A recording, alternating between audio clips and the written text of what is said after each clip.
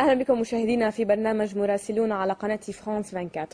حلقة اليوم تأخذنا إلى البحرين التي تشهد منذ عدة أسابيع حركة احتجاجات واسعة للمطالبة بإصلاحات جذرية في المملكة ذات الأغلبية الشيعية والحكم السني. دوار اللؤلؤة في العاصمة المنامة أصبح شاهدا على إصرار الشعب. التعبير عن المطالب السياسية لم يكن سهلا في البداية. في بداية الاعتصام فتح الجيش النار على المتظاهرين وقتل 7 أشخاص. مفدى فرانس 24 عادل قسطل وستريك مول لورانسون كانا في البحرين ورصدا لنا عن قرب مطالب المحتجين البحرينيين. ينطلق الموكب الجنائزي في قرية المالكية على مشارف العاصمة البحرينية المنامة. هذا الشهيد هو بركان متفجر في ضمن البركان المتفجر للوطن كله.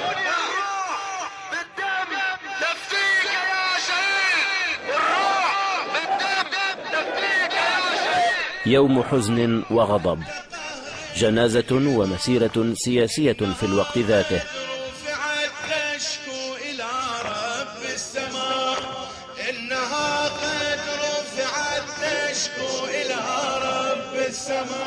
الهدف المنشود هو التغيير، والحوار مع الحكومة صعب. أي قضية يكون فيها دم يعني لابد نكون التغيير، والدم اللي سقط يعني مو صغير، يعني 7 شهداء مو عدد بسيط. يعني الحكومة تستقيل، أوكي، هاي بتكون يعني بادرة إلى الحوار. إذا استقالت الحكومة وهدوا السجناء احتمال مو احنا اللي نحقق، أهالي الشهداء هم اللي يحققون ما يرضون.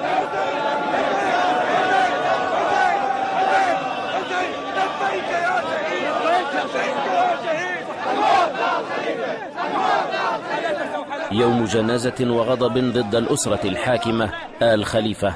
عبد الرضا بوحميد هو 7 شخص قتله رصاص الجيش الذي قمع الحركة الاحتجاجية في ساعاتها الأولى.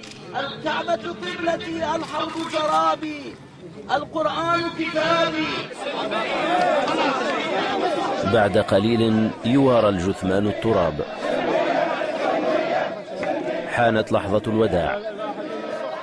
كوادر حركة الوفاق المعارضة انضموا إلى الموكب الجنائزي. الزموا لازمين مو أكبر منك، كنا لازمين الشيخ عيسى الله يحفظه، ولازمين هذا ما أكد عليه. يجب أن تكون المثل والخلق والتطلع إلى غد أفضل وليس الانتقام هو الطريق.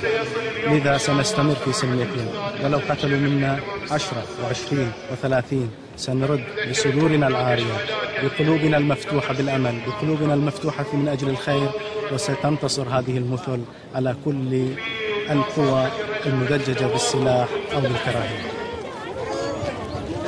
عبد الرضا شارك في مسيرة 17 شباط فبراير، الخميس الدامي، وهذا ما حدث. الدبابات توقف لهم، لا حد يضرب الدبابات، لا حد يضرب الدبابات. شباب أراد هؤلاء التعبير عن معارضتهم للحكومة. مشوا نحو ساحة رمزية دوار اللؤلؤة، أرادوها مسيرة سلمية.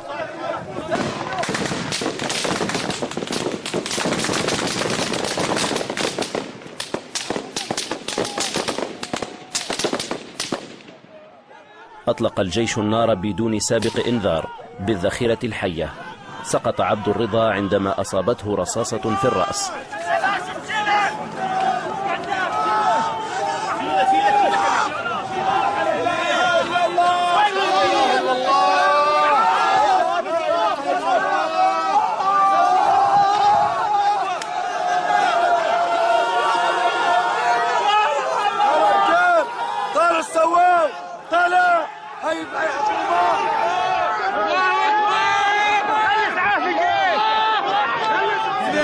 رضا محمد حسن عمره 32 سنة من قرية المالكية.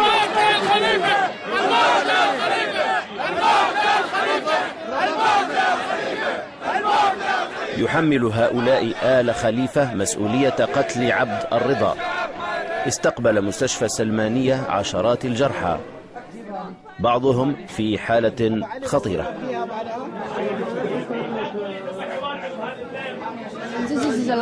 هذه رصاصة حية. اعطونا لنا الشرطة وضربونا بالرصاص الحي مال الجيش. هم يرجعون ريوزهم يطلقون بالرشاشات مالهم.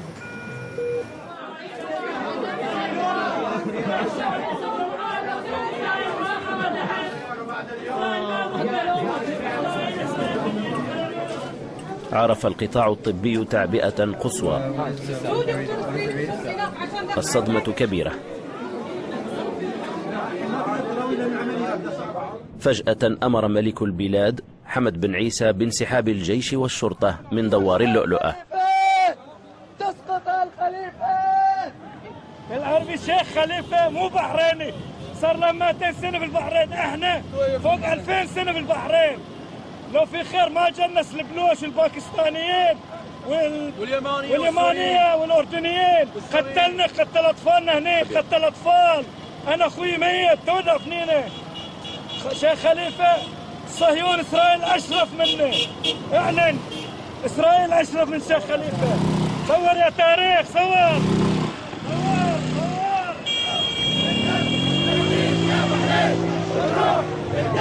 نفتيش يا بحرين والروح بالدم.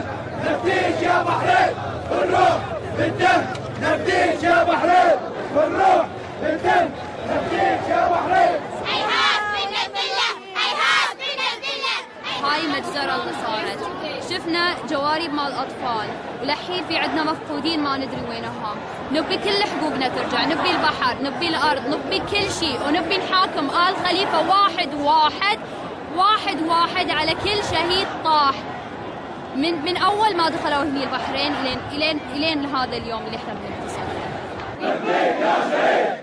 الأطباء هم أبطال هذه الحركة لأنهم تفانوا في إنقاذ حياة الجرحى، هكذا ينظر إليهم هنا. الأطباء لا يعتبرون نفسهم أبطال، الأطباء قاموا بعمل الواجب الإنساني الذي يحتمه عليهم ضميرهم والذي أقسموا عليه بقسم أبقات. شيئا فشيئا تأكد المحتجون من سيطرتهم على دوار اللؤلؤة. تقدم رجال الدين ليخاطبوا الجماهير. امتزج الخطاب الديني والسياسي في هذه الساحة. طغت على الحركة الاحتجاجية أصوات الشيعة، ولكن قادتها يرفضون أن يختزل الموضوع في مواجهة بين الشيعة والسنة. خرجت هذه الجموع لتقول كلمة للسنة وللشيعة أن هناك مطالبة موحدة نتفق عليها جميعا، لا كما يصورها الإعلام الرسمي إعلام النظام ويقول بأن هناك فتنة بين الشيعة والسنة. هذا كذب ولعب وزج بالساحة إلى فتنة عمياء. هل ينبذ كل البحرينيين حكم الملك حمد بن عيسى؟ الجواب في هذه المسيرة الداعمة له ولولي العهد سلمان بن حمد.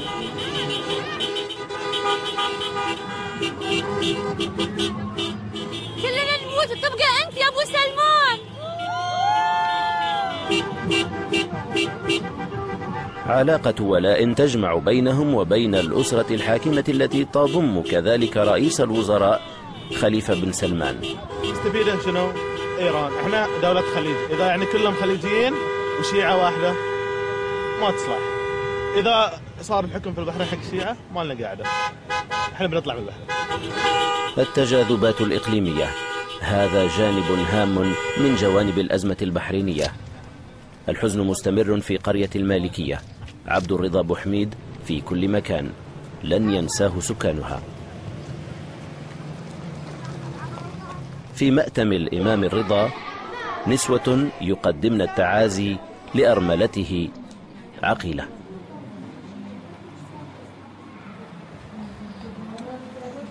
أشغالنا وظائفنا. سألناها من هو المسؤول عن مقتل زوجها. الملك حمد. الملك حمد هو اللي قتل الشهداء. أنا ما بتكلم لك عن زوجي، بتكلم عن الشهداء كومة. هو اللي قتلهم، هو اللي سوى المجزرة بهم. ضحينا بدم واحد من أهلنا وما نخاف نقول الكلام اللي نبغى نقوله، صريح العبارة نقوله. لا حديث في هذا العزاء إلا عن مظلومية عبد الرضا ومقتله هكذا ينظر سكان المالكية إلى الأحداث، معظمهم شيعة، وهذا شأن أغلبية سكان البحرين. السنة فئتهم كلش قليلة، بس ترى هم عندهم ظلامة بعد، هم مظلومين بعد، حالنا من حالهم. بس احنا الشيعة صايرين فئتنا أكثر، فتبين الظلامة فينا أكبر. ترك زوجها وراءه قرية حزينة تراكم فيها الغبن والغضب. بنى أحد أفراد العائلة الحاكمة في شاطئ من شواطئ المالكية جدارا أفسد حياة الصيادين. هذا واحد من أقارب عبد الرضا. يخرج عبد الله جعفر إلى البحر عند 6 صباحا ولا يعود إلى بيته إلا عند 10 ليلا. مستحيل يعني حصل على لقمة العيشة، صعب.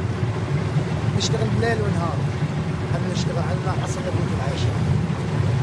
الحمد لله البحرين فايض من هالبترول، والسياحة عندنا في البحرين كل الأموال عرفنا آل خليفة يحسبون في الفلوس، ما يعرفون الشعب. عندهم الشيعة وسخ دنيا، ما يعرفون هذا الشيعي، ما يعرفون، ما يبونه، يعرفون الشيعة وسخ دنيا عندهم زي الحمير. اليوم يقطع عبد الله عمله قبل الليل.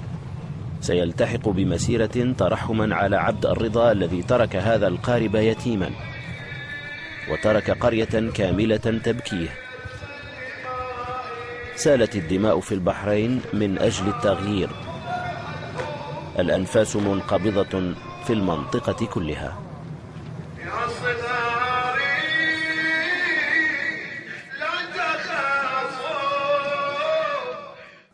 وينضم إلينا الآن في الاستوديو عادل قسطل معد التقرير. عادل، مرحبا بك. أهلا وسهلا. بداية يعني أنت كنت موجود في المنامة، هذا حركة الاحتجاج هذه ما الذي كان وراءها؟ احتقان سياسي أم احتقان اقتصادي برأيك، أم الاثنين معا؟ الاثنان معا. المطالب السياسية واضحة هناك، هي سقوط النظام. يختلف البحرينيون المحتجون في حول معنى سقوط النظام. سمعنا من المحتجين من يدعو صراحة إلى سقوط وإلى تنحي الملك ورحيل الأسرة الحاكمة، وسمعنا آخرين يؤمنون بما يسمى بالملكية الدستورية، أي بقاء الملك لكن حكومة منتخبة. ما يجري الآن في البحرين هو رئيس وزراء على العرش منذ أكثر من 40 عاما، يعني وزراء معظمهم من عائلة الخليفة في الحكومة التي تتضمن 24 وزيرا، نصفهم يحملون اسم الخليفة. هذا أمر لم يعد يطاق لدى المتظاهرين، لدى البحرينيين المحتجين. نعم، وهناك غبن اقتصادي حقيقي في البحرين رغم عائدات النفط والسياحة. إذا تحدثت عن تشتت المطالب، منهم من يطالب بملكية دستورية، منهم من يطالب فقط بإصلاحات، ومنهم من يطالب برحيل النظام الملكي. هذا التشتت برأيك هل يضعف من قوة الحركة الاحتجاجية؟